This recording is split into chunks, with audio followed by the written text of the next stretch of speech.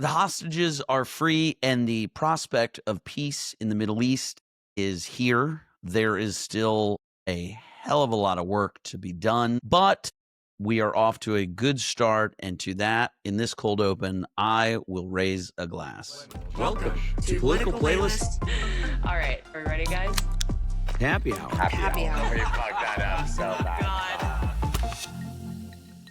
Hey, everybody, and welcome to Political Playlist Happy Hour. I'm Michael Kristoff. Anna Muskie Goldwyn. That was very subdued. And yeah, it felt like right. it felt like we needed a non-joke A little earnest. cold open for for this one. I I think feel like I never see you it's earnest.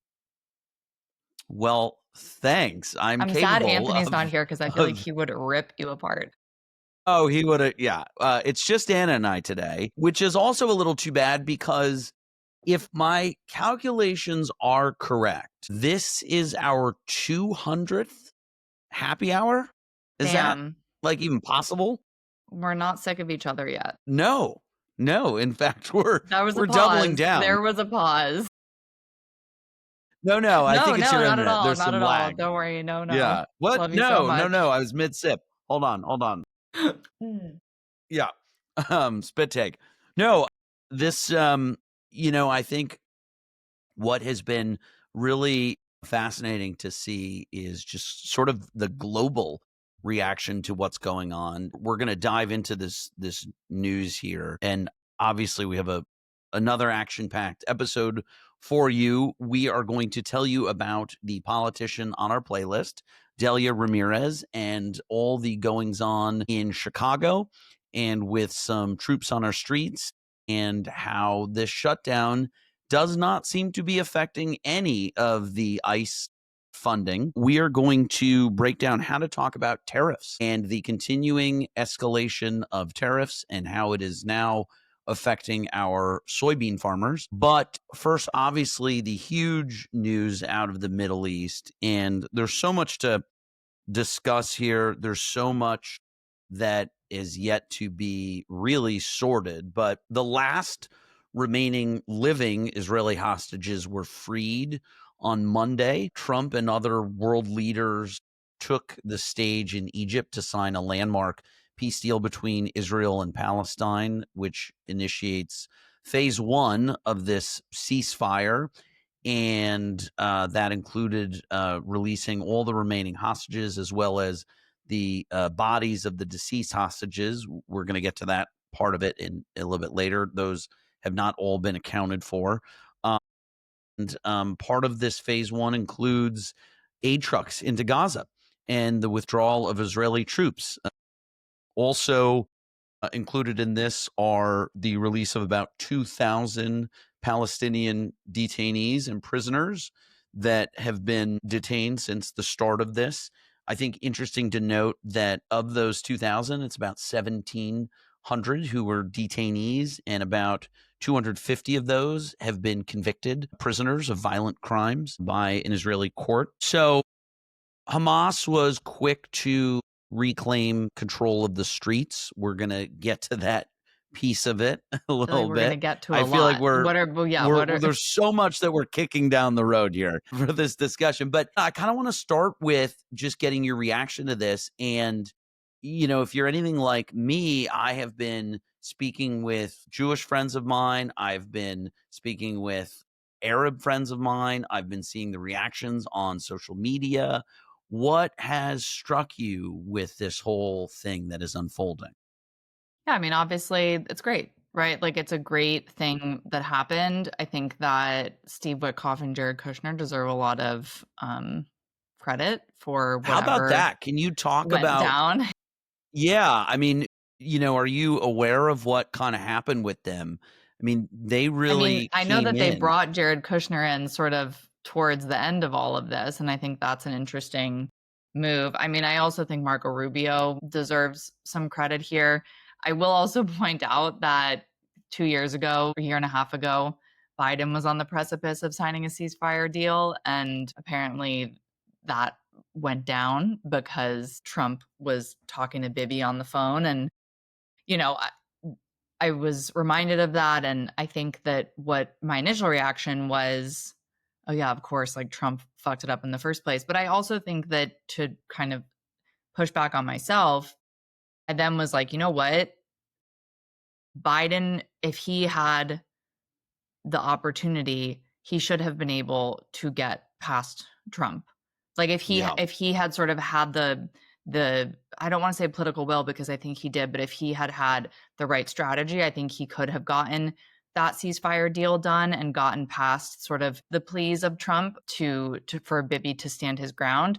But that's neither here nor there. I just wanted to bring it up. But yeah, that's all to say that like I think that the people who have been working on behalf of Trump to do this did it, but I feel very pleased for my Jewish friends who have had a lot of solidarity with the families of the Jewish hostages from Israel. And then I feel a lot of solidarity with people who have been fighting, whether it be online or in person or whatnot, for Palestinians to stop being killed. And I think that that is also a great side of this, that Yeah. saw the videos, moving videos on both sides of Israeli families being reunited and then of the Palestinian prisoners being brought back to Gaza and their families greeting them. However, often those prisoners were not greeted by family because family members had died, which is really sad. So I think that like we should take a moment and live in what feels good, which is that for right now, there doesn't seem to be bombs going off, but I'm wary Yeah. about what comes next. I think there's a lot of complications, and we're going to get to that. Yeah. Well, let me just sort of walk our listeners through a little bit of what you started to touch on, which is that, yes, the reporting does seem like, Trump had the ear of Bibi Netanyahu during the campaign, may have swayed him a bit to the degree, it's reporting. I wasn't there. I don't know. You But weren't. what no, they didn't invite me. By the Real way, I just lame. get me in a room with these people and a bottle of bourbon and we will hash this fucker out. All right. We The will we great will we will get her negotiator. done. We will The get her great done. Yeah. negotiator. It's like, all right, if you don't accept the terms, take a shot.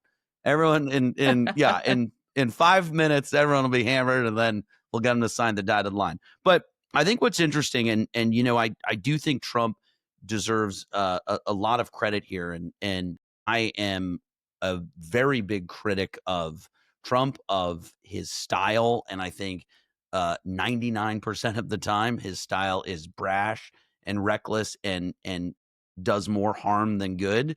But it's interesting in this case, I think his style actually ended up working because he had a lot of leverage over Netanyahu and he really pushed Netanyahu to get to a yes on this deal. And then on the terms of a potential deal, and then immediately announced Netanyahu has agreed to it and didn't give him any moment to back out. And this was, by the way, before Hamas had ever had agreed to anything yet.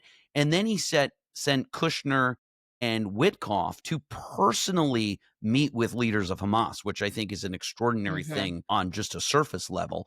And furthermore, the Qataris and the Egyptians and the Turks heavily leveraged Hamas to accept this. And what is interesting and why I call out Trump's style here is that Israel agreed to one set of terms, and they were very tepid agreements at that, at best. Hamas agreed to a very different set of terms, but the overall agreement was a ceasefire and release of hostages, and nothing else was agreed Mhm. upon. And Right. so Trump took that yes and ran with it, and they just announced this that they got a yes before any of the details were really Right. sorted, and they just called it phase one. So this is sort of classic Trump being like, we're far from a deal, but we're just going to announce we have one and dare these people to But back then out talking in public as if it was the whole deal. as if it was And the I whole think right, that's where I exactly. become cautious Right, of me feeling too good. I think all of the experts of this region are having that same cautious approach that you are. That like, hey, this is a great day. There's a ceasefire. These hostages have been reunited with their families. This is an amazing cause for celebration, but there is so much complex and delicate and precarious work going forward. Yeah, I mean, I kind of started to dig into it a little bit because I was curious about my caution. Mm. And, I think what's really missing is what is the leadership in Gaza and Palestine and sort of the Palestinian people in general. Because by the way, this says nothing about the West Bank, this agreement. And so what is that cohesive leadership going to look like? And we're already seeing the levees of power breaking in Gaza. I mean, it was reported yesterday, which was Monday, Yeah, tell us Hamas about this. Hamas reportedly killed at least 33 people that they feel betrayed their power in the area. So there was like this horrific image. I mean, it's presumably a video that showed Hamas executing, I think it was like 7 men in the middle of some public square, saying that they had colluded with Israeli forces. Hamas is also very decimated. So also uncertain, like, what is that opposition that's going to emerge? What is it going to look like? There are currently internal groups, some of which Israel has apparently been arming, that oppose Hamas. So it just kind of makes you wonder, like, even though Hamas says that they'll surrender their arms to a future Palestinian state, they say that that state can't have any foreign control and has to be determined by Palestinians. But like, if you look at who's signing this peace agreement, it's a bunch of foreign countries making the deal. And so then it's kind Right. of like, well, what is the reality that we're headed for? Because it does not seem like there is any entity that can determine what that Palestinian leadership is going to look like. And on the other side of the board, you have Israel, who has now dug their heels in, at least for the moment, on a two-state solution. So it's kind of like they're just back to October, before October 7th, 2023, but with, 200,000 people dead. And I think that the other, big piece of this that I continue to be struck by in all of the pro Palestine, free Palestine rhetoric is just how none of it seems to be ridding the Palestinian people of this brutal Hamas regime that clearly has quickly filled this power vacuum back again. And part of one of the big, points of this peace agreement is calling for the disarmament of Hamas, which is something they are loath to do. Yeah, well, they've apparently not, though, because they have said that they will surrender their arms to a future Palestinian state, but the state cannot be under any foreign control. So Okay. I think that's where it gets sticky because as it Interesting. stands now, there's all these foreign countries that are putting their hands in the bucket to kind of like steer power and try to make things quote unquote peaceful. But I also think that, like, Trump was quoted saying, they were talking about Hamas and Hamas kind of coming out onto the streets and being sort of a police force in the area, like you're saying. And Trump said they do want to stop the problems, and they've been open about it. And we gave them approval for a period of time. So it's like I understand you're saying people who are sort of in this free Palestine movement are not necessarily saying what they want in a replacement of Hamas, but at the same time, Trump himself is not really saying what he wants in place of Hamas. So it's No, I kind of guess like, I'm talking about what has always bothered me about the free Palestine movement and where I think they lost the messaging is just that none of it seemed to be calling for the getting rid of Hamas, right? This terrorist organization that obviously has done some really brutal things, case in point, the terror attacks. And the idea that, that to me is such a foundational piece of all this, as is agreeing to a two-state solution, which Netanyahu has also been loath to do. So, right, exactly. and I think that like one of the things that what I was seeing yesterday was, quite frankly, like, and a lot of pro-Israel people have been calling out the this sort of pro-Palestinian movement saying, hey, you guys have been awfully silent now. Like there hasn't been a lot from you guys in the wake of this, ceasefire after, you guys have been calling for, this for so long. I mean, people have called out Mamdani, for example, and other leaders like But this. for saying what? For just not saying anything? Because I think Yeah, it's on. for just being very quiet, I think, and like I look, it's funny because I was talking to my mom, and she, is not the world's biggest Hillary Clinton fan, but she was like, the first thing she had said during all this was like, I give Hillary Clinton so much credit. She made such a good statement on this, gave Trump some credit and just so eloquently, and it was like, it's like, oh yeah, this is it's like we've forgotten, and not to toot Hillary's horn here, but she's great, and like that is what a leader sounds like, and I think Yeah. like without Yeah. without Well, opening that can of worms, but it's like, just to go back to what you're saying though, it's like I think I disagree a little bit in the sense that like we in terms of looking for sort of like people who have been in support of Palestine and Palestinian liberation, whatever that means, like to being silent on this because I think silence is all relative, right? Like there has been a lot of not silence on that side because there was a lot of people, specifically women and children, who were dying. And I think from what I've seen, the call now is very much okay, well, this is like step one. Yeah, the dying stops, but that doesn't mean that like this was the goal. The goal is that they want to have some sort of sovereign nation.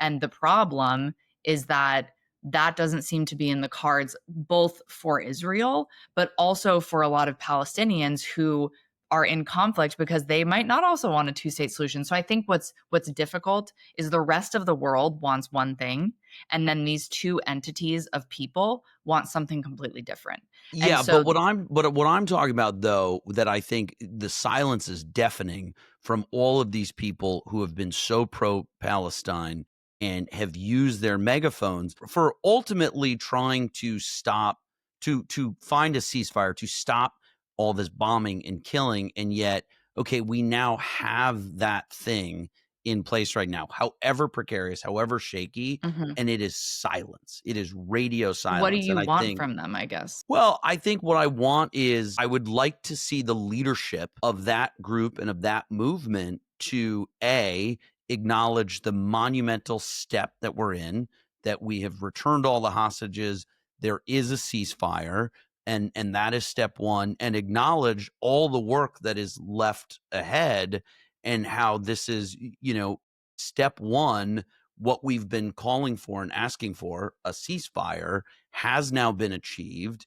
And, I'm not saying, oh, they need to give President Trump credit, although I think he deserves credit.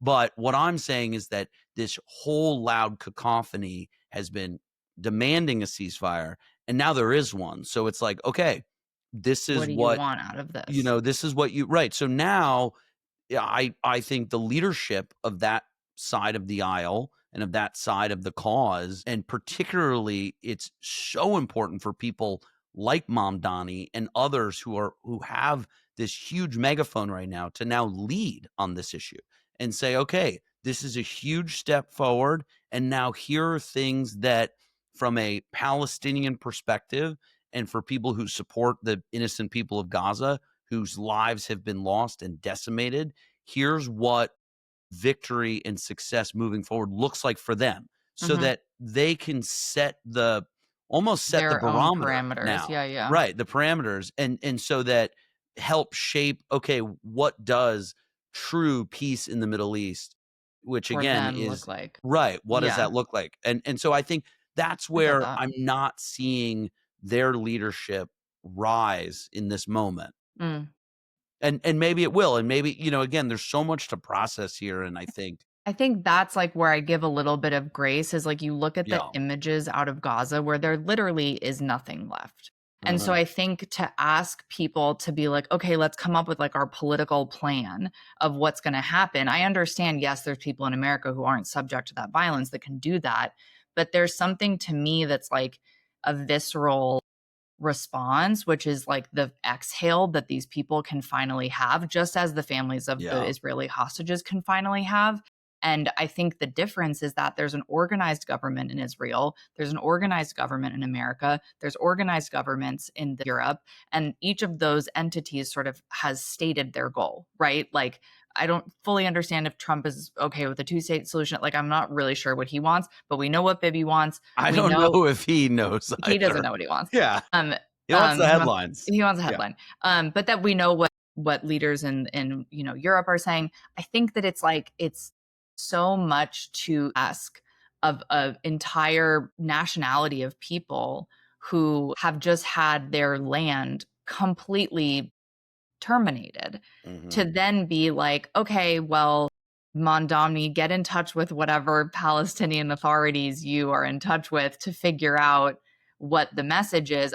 Like, I agree with you that I think there's a responsibility of people like AOC, of people who have Yeah. Bernie, people who have the megaphone, who are further left and have been really pushing for the rights of the Palestinian people, Rashida Tlaib, right? Like, there's a responsibility there.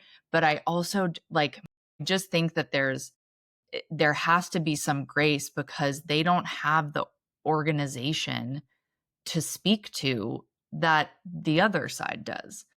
So I think it's really difficult to then say, I do agree. I think that there should be some sort of thing of like, we don't want Hamas leading this country. And I don't know if people have said that, or maybe they haven't said that. And that, I agree with you, is something that should be said. I I don't know. I struggle to feel like frustrated with people who feel very passionately about this, because like, look what has happened to all of those people. And I imagine that if you're someone who really has been banging the drum, you've allowed yourself to be consumed with that grief, which is a difficult place to live, even if you're not there. So I agree with you, but I also kind of see it's going to take a second until we understand what the larger goal of that movement is going forward. Yeah.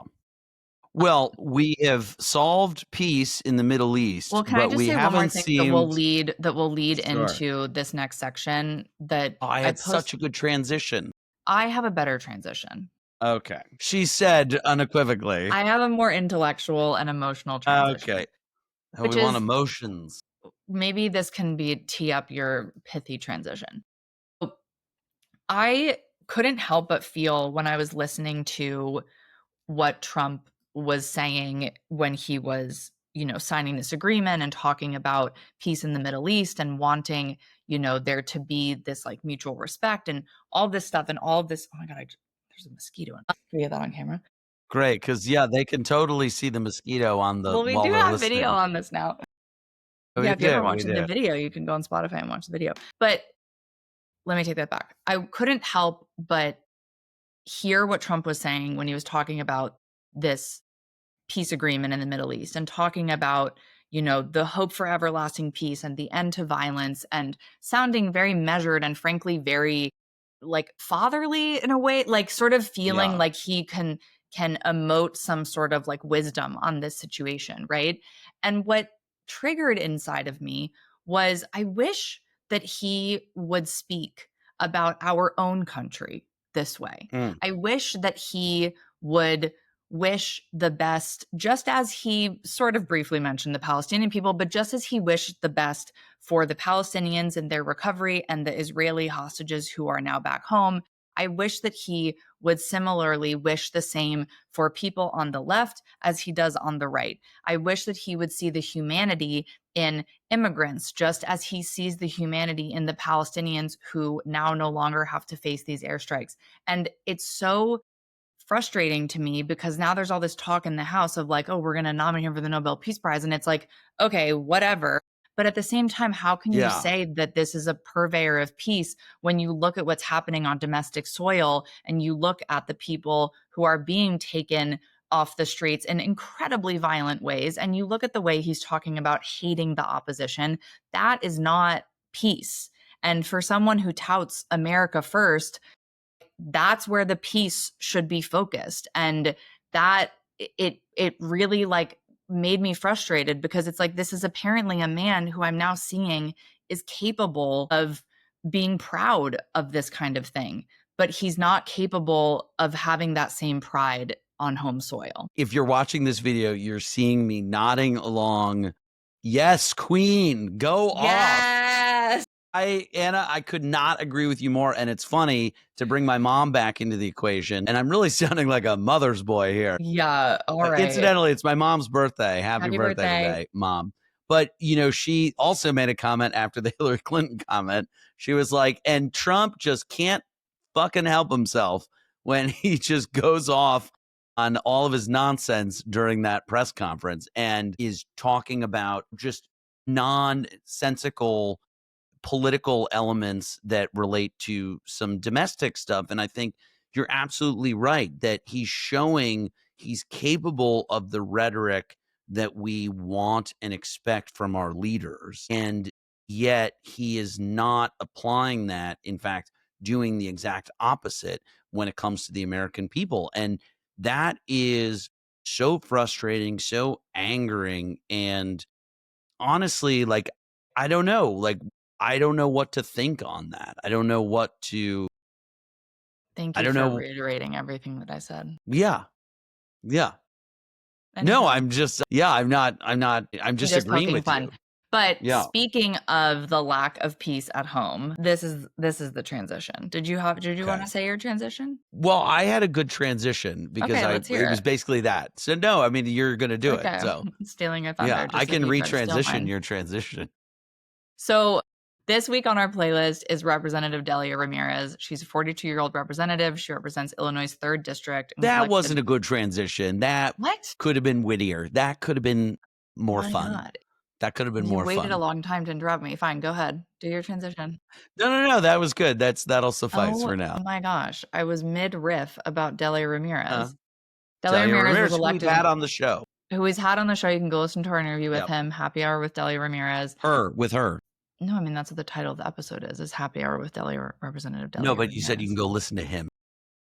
I did? No, Yeah. I think I said It's it. okay. Oh my God.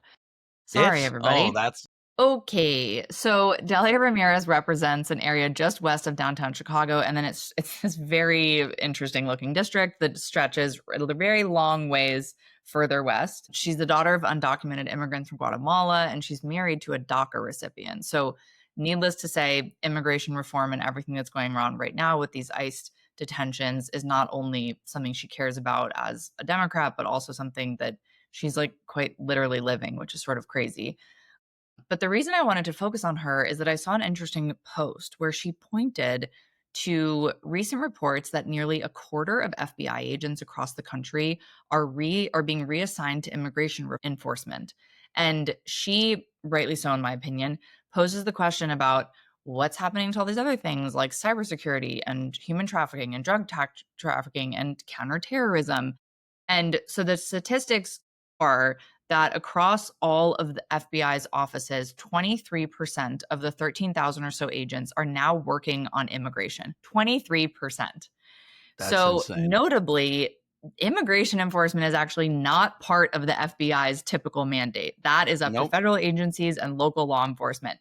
So there was one former agent that I was reading in this article where he worked at the FBI for 24 years. And he said, quote, the next 9/11 might happen if agents who are working on counterterrorism have been diverted. So I am with Delia on this one. I'm so terrified. First of all, I cannot stress enough how unqualified Kash Patel is to run the FBI.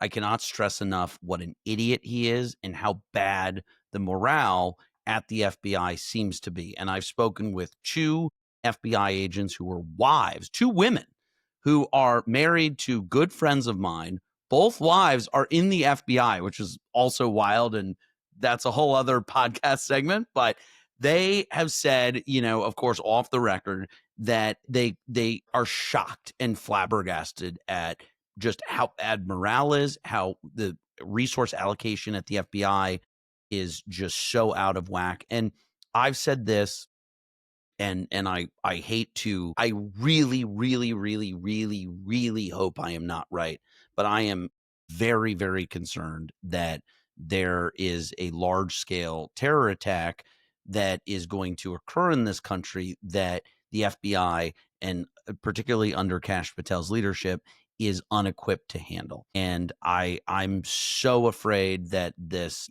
how the FBI and what is being prioritized right now within the Bureau is just so counterintuitive to everything that is the mission statement of the FBI. I just want to go on a limb and say something that might be like really inflammatory, but I believe that Donald Trump won the elections that he did and helped many people that he supported win congressional elections that he did because of fear mongering specifically about immigrants. Mhm. And we are seeing the results of that fear mongering now. And there was a new poll out that 51% of Americans do not like the tactics that he is using to detain immigrants. And that does not just include Democrats. That means a lot of independents feel that way too, because most people in America are registered independents. And I feel like that fear mongering is the thing that inflamed people and got people worked up. I would propose that people like Yes. Delia Ramirez do a little bit of fear mongering of their own Mm. and talk about the fact that the FBI is being pushed in a direction that is putting us all at risk. Is that fact? I don't know. We don't know what they know about terrorism in the United States right now. We shouldn't Yeah. know. They should know that, and that should be secret. But there's a possibility that diverting this many agents and diverting this much attention and funding to immigration enforcement is taking away from things like cybersecurity and counterterrorism, which are so key to our public safety. It's like cannot be overstressed. And people like Delia Ramirez is a very progressive Democrat.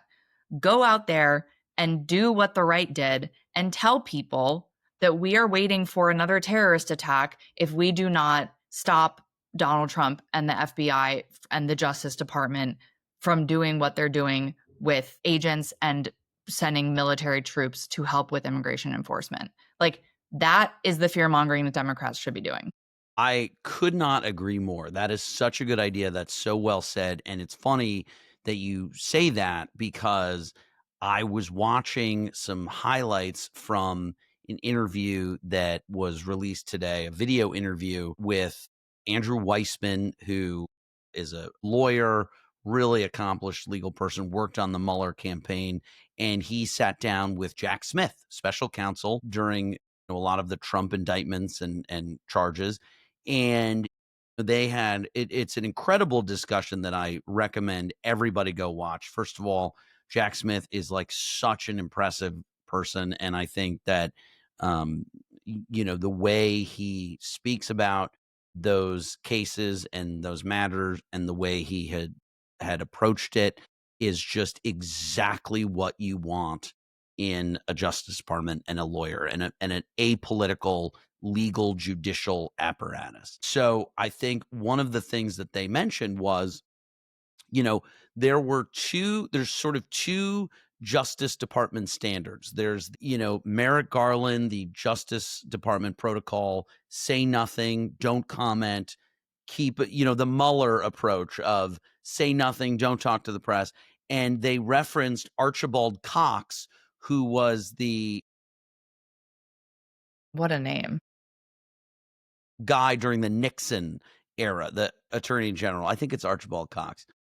We're going to go And with it because I like the yeah, name. let's run with that. Yeah. And so how during the Nixon era, he was, commenting like crazy. And it made me think of what you were saying, made me think of this, where it's like, I'm so tired of Democrats messaging these tepid, timid, staid, you know, like it's in normal times, press blurbs and press releases where they're just doing the thing that you used to do when we had decorum in our society and in our Congress. And I think that we are in a place, sadly and regrettably, where we have lost so much decorum and we've lost so much civility.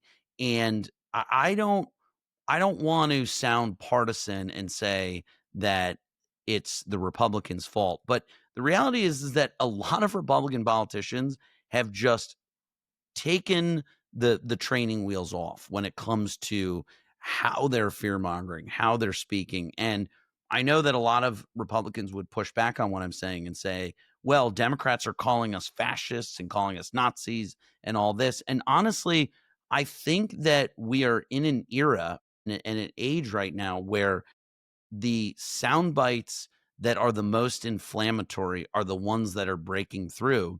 And I think that Democrats need to start learning, like you're suggesting, that the real concerns about our national security and our counterterrorism efforts or lack thereof from the FBI, fear mongering those from a like preventing point of view, I think is a good use of fear mongering. Right, right. Yeah. I mean, before we move on, I guess my last comment would just be I don't disagree with your Republican friends who would push back. I think that there is a lot of inflammatory speak on the left. I mean, for example, in this commentary that Delia Ramirez had about this information about the FBI, she did use the word fascist. And so uh, I think that that's one thing, but the problem is that it's now like a chicken or the egg situation because it's like, well, who was inflammatory first? I would argue Trump was inflammatory first and everybody reacted to him. And now we're in this back and forth. And we have Republicans who probably don't want to be inflammatory, suddenly being forced to be inflammatory. And then you have people like Eric Swalwell who've always wanted to be inflammatory, finally having the permission to do so. Yeah, yeah. And or Gavin Newsom, or name any frat boy politician. And Hey, I whoa, think whoa, whoa. I feel attacked here. Hold on, hold on. let's just say you fit the mold. But anyway, I think that like it's now just we're in that system. And so it's sort of, it is disappointing. But I think what it's going to take to end that is people coming into power who can show people a different way of speaking. And we're just not there yet. Yeah. Can I give you just a couple of quick stats as it Yes. relates to just this ICE funding and how, during this shutdown, we have seen the federal government fund ICE, but they are refusing to sign a bill that would continue pay for military servicemen and women and their families, which I think is just so egregious. But, to your point about how ultimately the voter share that determined the election in Trump's favor did not vote for these mass deportations of non-criminals. And so we had on Mike Lawler last week on our episode, and Thank you, he gave Mike. some stats. What? I said, thank you, Mike. Not Oh, you, Mike. yeah. Him, Mike. Oh, yeah, yeah, yeah. I was like, thank you. Oh, you're welcome, Anna.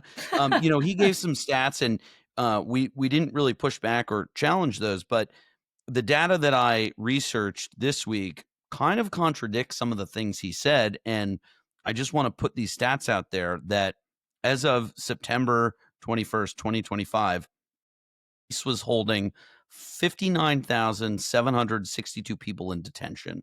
And of those detainees, 155, or about 71.5%, had no criminal convictions.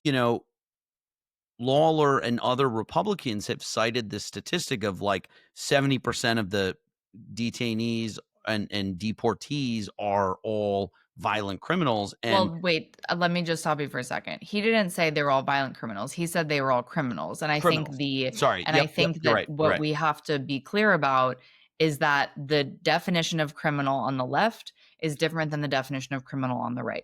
The definition of criminal on the right is if you are here illegally, you are a criminal. The definition of criminal on the left is you have been convicted of a different crime in America.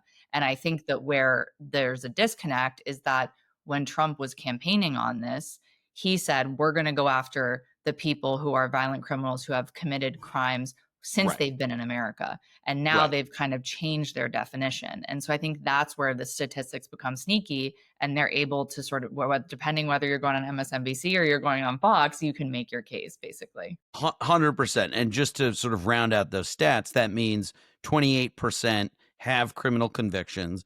And of that, about 8% of ICE detainees are convicted of violent crimes. So obviously this is a very, bless you. I just sneezed and nicely Muted my muted mic. You didn't yourself. even have I know to that was say great. bless No, we had to do it. But anyway, so I just wanted to like throw out those stats. So much more on immigration and whatnot to talk about in the coming weeks and months. All right, do you have a good segue? But for today, I want to break down how to talk about tariffs. That was not a great segue, but let's keep going. Well, what are you expecting here? Fireworks and champagne? I mean, come on, Yes. lady. Here's my thoughts on tariffs. These dumbass bullshit ass backwards tariffs are absolutely strangling American farmers. And here's what's going on with these. This is, I feel like I'm watching deja vu from Trump 1 when he put all of these agriculture tariffs on foreign companies or foreign countries and particularly China. And it resulted in the need for a 21 or 23 billion dollar bailout for our farmers. And this is the exact same thing happening again. So here's what's going on. We have retaliated with massive tariffs on China. China, which buys an enormous amount of soybeans from the US, huge agriculture industry of our Midwest, northern Midwest agriculture producers in this country. They are getting hammered right now because China said, all right, you're going to put a tariff on the soybeans. We're not going to buy soybeans from you. We're going to go somewhere else. And where did they go? They went to Argentina. Argentina saw an opening. What Argentina did was they basically removed all their tariffs and said, we won't charge you any tariffs, just buy our shit. And China said, okay, great. And they bought like some absurd, I think like 1.3 million pounds of soybeans. Amazing. And subsequently, So much edamame. right. Yeah. And we love edamame here. But what ended up, the craziness of all this is that Argentina's economy was really struggling. So much so that they needed a bailout. Who'd they come to? The U.S. So we just agreed to a $20 billion bailout. Now, Scott Bessent, the Treasury Secretary, is calling it a currency swap, but that's just a fancy name for a bailout. And so this bailout of $20 billion to Argentina is now giving them an influx of cash and an influx of stability for their manufacturing sector to then help increase production of soybeans that they are selling to China in lieu of American farmers. So once again, American farmers are getting absolutely royally fucked. Excuse my language, but that's the severity of this right now. And so I'm curious, Anna, what are our playlisters saying about tariffs right now? Well, several things. And also your thoughts. My thoughts don't matter. Okay. I would point people to our episode with Sharice Davids, which was pretty recently. Yeah. She talked about how she's the only Democrat to represent the district in Kansas. She represents a lot of farming communities. She basically was saying the tariffs themselves are not necessarily the problem. You're posing them as the problem, so I'll let you have that. But she's saying part of the problem is Trump's inability to stand firm in any of these tariffs. And so a farmer agriculture takes planning, right? We got to plan for the weather. We got to plan for the, crops animals. don't grow overnight, turns out. Right. So she's saying, so the farmers will plan and then Trump switches it and then it ruins the plan. And so ultimately that's really hurting them.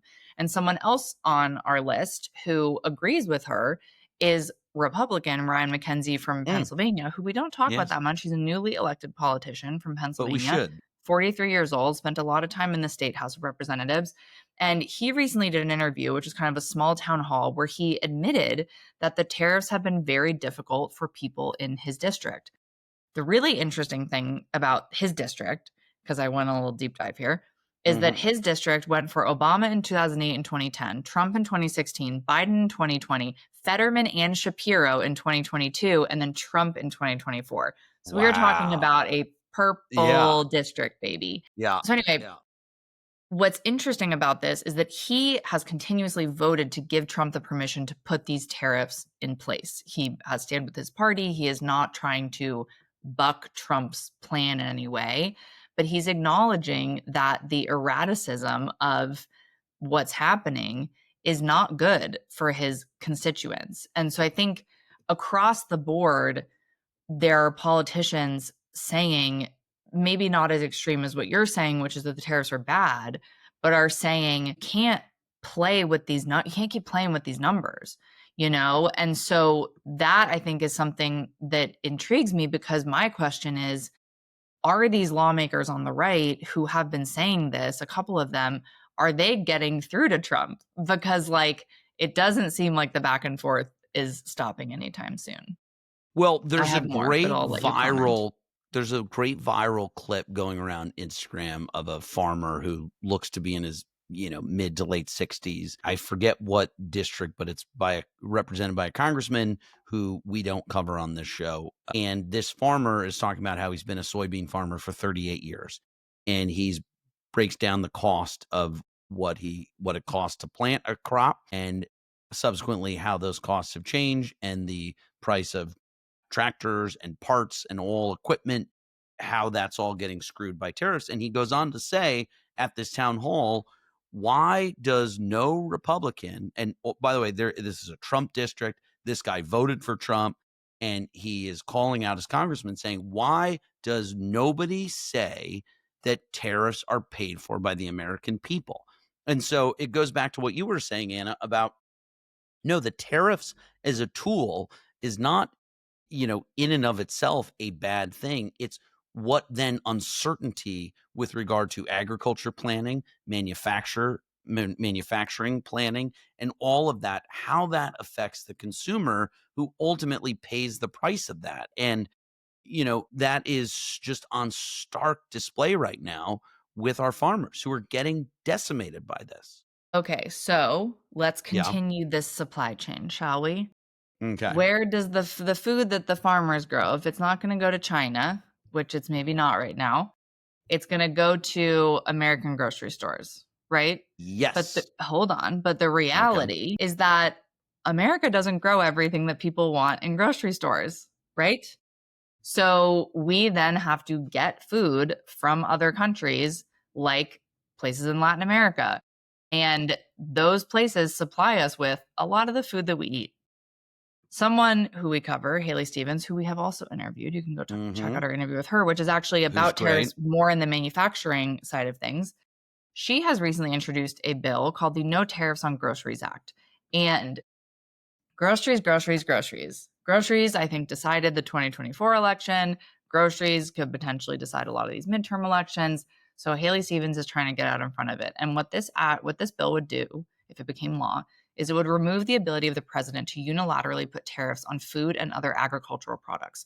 So if we're getting beef from somewhere in Latin America, the president cannot say there's going to be a 25% tariff on that. That power would go to Congress in order to have control of what these tariffs would look like. In Michigan, which is the state that Haley Stevens represents, apparently there have been rising costs of coffee of up to 25%, beef, My eggs. goodness. Oh my goodness.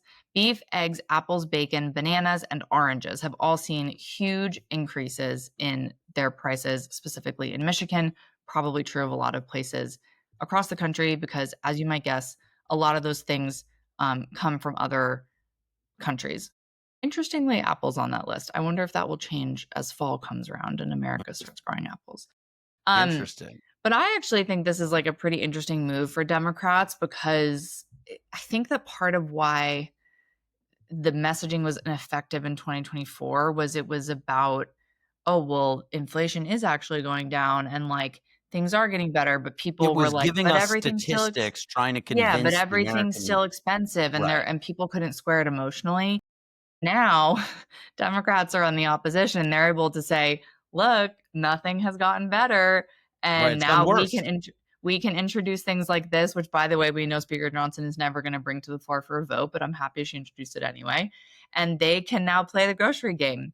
Right. Ooh, But that's she good. The may, grocery game. I yeah, like but that. look, Yeah. she might have an ally in Well, somebody unexpected. before we get to that, Ally, can Oh, I just God tell damn you it. about another thing that I consume a Yes. lot that is also getting hammered right now? What? Alcohol. Bourbon, Bourbon. Oh, whiskey, yes. bourbon, particularly all of the distilleries in Kentucky are getting hit very hard with this. And Morgan McGarvey, who we've also had on the show, Man, talks we a are lot about crushing this, it. saying, 200 episodes. Look at all these people we've talked to. I know, we're just like, let's If you're go. listening to this and you're not sharing this with your friends, what are you doing? Yeah. Yeah. Let's go. Let me just give you some stats here. In 2025, because of the tariffs, U.S. distilled bourbon exports fell 9%, and exports to Canada plunged 85% Wow. in the second quarter. So basically, Kentucky distilleries account for 2.2 billion in salaries and benefits for the 23,000 jobs that the distillery industry creates. So, In Kentucky. these are meaningful numbers, and I think back to your quick point about, the grocery game here, I think this is the kind of messaging that Democrats need to seize on when it comes to proving to voters and convincing voters that, hey, we are actually the party of the working class, and we are a party that has a strong economic message, and furthermore, a strong plan for like how we're going to make the economy work better for you. Well, you know And what I would also who love to is see. our oh, I was just Now gonna it's say, my who's turn our to now surprise it's my ally? turn to put off the Okay. anticipation. What Okay. I would love to see, and we've seen politicians like Chris Deluzio in Pennsylvania have done this, is Democrats coming out as they're running for midterm election and saying, this is how I would do tariffs. Because Mhm. I think that there are a lot of people who understand that tariffs can be an effective tool, and they give Trump credit for using it as a tool. So I think that for Democrats to just say like F tariffs Right. is not going to help with some of the independent voters that they need to win over. I think that what could be really interesting is if people, specifically people from manufacturing, agriculture areas who are maybe a little bit more moderate, like someone like Haley Stevens, I mean, she's running for Senate, so we'll see what happens, like someone like Chris Deluzio and Morgan McGarvey and Kentucky, that they can come in and say, look, tariffs can be an effective tool. This is how I would have done it and not lost 23,000 jobs. Yeah. By the way, are we doing a drinking game for episode 200? How many people on our playlist we can I mean, I feel like weave we've into hit this so many. episode? We're But fucking crushing it, Anna. we're gonna hit someone who's not on our playlist because it's honestly so shocking that we're Worth even it. like bringing Worth it. her into this conversation. But you probably have by now seen that Marjorie Taylor Greene has become someone that Democrats seem to be nodding right along with. I She mean, is what? bucking the party line. She is Unreal. standing on her own 2 feet. I would like to read a quote from her that resonated with me, and I almost felt ashamed, where she Okay. said that there are a lot of weak Republican men. Wow. Look, the woman is anti-Semitic and talked about space lasers and obviously is troubling in many ways. But talking about fear-mongering, she knows how to get people going. And she is pointing out that grocery prices are not going down. The tariffs are not working as expected. Republicans are not standing up to try to make healthcare less expensive. She talked about her own daughter's premiums going up if the ACA subsidies stop in Georgia, where she lives. And she's saying things that make a lot of sense and sound like they should be coming from the other side of the aisle if they weren't coming out of her mouth. Yeah. I think that it's so interesting to see, you would ask the question, or maybe you had made the comment, when will the constituents of these leaders start getting through to their leaders? And I can only assume that Marjorie has done some town halls or seen some polling data or has talked to I do think a big constituents. piece of it with this healthcare was her daughter. Like, literally, she Yeah, talked about her daughter. Like, my daughter's healthcare bills are going to double. And that's, by the way, right. what's going to happen to a lot of people in a lot of red states. Right. Right. And it's interesting because she at one point I think she was trying to say that like, oh, she didn't realize the bill was going to do that, and like, that is just like unqualified on one level. But Right, right, right. I think that it goes back to the importance of people speaking up, and the importance of, this whole system and process, which is based on, okay, these people represent us. They work for us. And when we are feeling shit and when we are dealing with stuff that doesn't work for us, we need to voice that to our elected leaders and representatives. And that's how change is affected ultimately. I also think that there are some, very few, but some people on the Republican side like her, like Thomas Massey, who is beating the drum about the Epstein files and criticizing Speaker Johnson, like Rand Paul, who has always sort of had an Yeah. independent bend because he also really is going after what's happening with the tariffs, that and feels very much believes in the separation of powers and feels that Trump has too much. There are a handful of Republicans now who are saying things that in previous moments may have set Trump off. And what is interesting to me is that they are not setting Trump off. I mean, he's criticized Massey, but like He Massey's made a so comment on Marjorie. I think he tweeted or said at a press conference, like, "What's going on with Marjorie? What's happening with her?" I mean, that's In all he got, response, which is so like, right. interesting, right? So and then I feel like on the other side of it, you have people like Mike Lawler who take a very measured approach, but because they represent purple districts, like those Yeah, people that I just talked about are pretty far right for different right. reasons. Someone like Mike Lawler represents a purple district, maybe someone like Ryan McKenzie that I just talked about, representing these really purple places. They know that they can't lean in too hard because A, they probably don't agree with it, and also half of their district will not like them. And if it's a little bit more than half, then they're out of office. So I think that you have these two pieces of the Republican Party that are potential splinters. One being people who were on the Trump train and very far right, but feeling a little bit dissatisfied with the policies because they're not working. And then you have the more moderate people who are kind of saying, like, everything's going to be okay, but also like we shouldn't hate each other so much, which is kind of Lawler's thing. And I think a lot of other people's thing.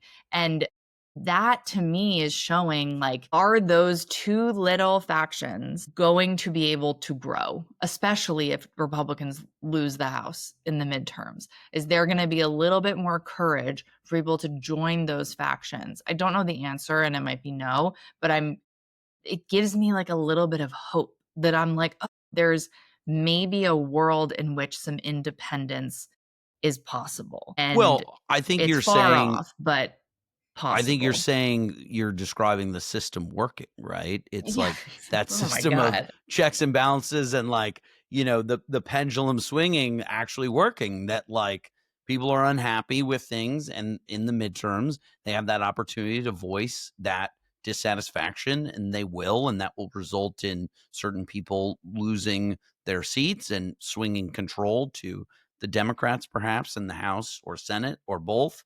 And I think that is a good segue to our win of the week. All right, And let's make it quick. I will be very brief here, under 60 seconds. Win of the week, I gotta say, coulda, shoulda, woulda, the little engine that could, that is the Democratic messaging machine. I gotta say, I think the Democrats are winning the messaging war on this shutdown.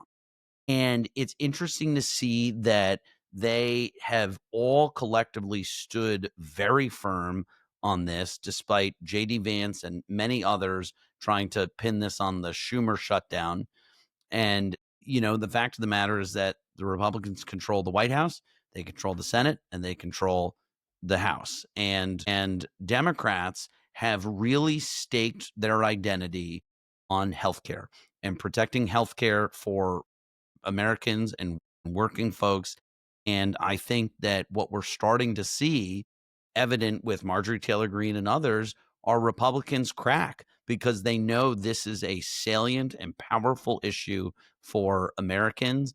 And I think that this is going to be one of the major, if not the major issue going into the midterms in 2026. So I think despite the odds, Democrats are winning so far. I agree with you. I just have one thing to say before we end. Okay. Something you said is something that annoys me, which is this Democratic talking point of Republicans control the House, the Senate, and the White House. Because Okay. I think that it is skirting basic civics in order to have a talking point.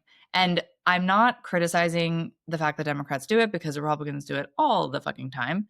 But the truth is they need 60 votes in the Senate. So there are Democrats that they need to sway in order for this to happen. There is something called the nuclear option, which they could put at any time, but there are Republicans who oppose that then they also would not get to that threshold of having all the Republicans vote. I won't even go into that. But this is all to synthesize my reaction to this, which is it bothers me that Democrats are using this moment with the government shutdown to prove a point, because I agree with Mike Lawler in that I don't think the government should ever be shut down. I think that Congress should always have the ability to continue funding the government. However, I think what you said is very true, which is that they are winning the messaging because the fact of the matter is that people need healthcare. Obama knew it, and he tried to do something about it. Republicans tried to Mitt undo Romney that. knew it when he was governor of Mitt Romney Massachusetts knew it. and did something Yes. about it. Yep. Republicans knew it and tried to undo what Obama did, but unfortunately did not have anything to replace it. So they lost that fight, still don't have anything to replace it, and now are trying to peel back these things that because Obama's a bit in the rearview mirror, people don't associate with Obama anymore. They just think, oh, I get a subsidy for my healthcare because I don't make enough money, and that's that. And that is what is about to go away. And so I do think that like our healthcare system is so broken in America, and obviously it is a life or death issue for people. So it is something that is capturing attention. And as much as it annoys me as like a civic purist, where I'm like, I don't want people to be toying with these government shutdowns, whether they're on the left or the right, I do think that the Democrats' game in this is working and is drawing attention, and we'll see if it actually has the intended. Well, here's to 200 more, Anna.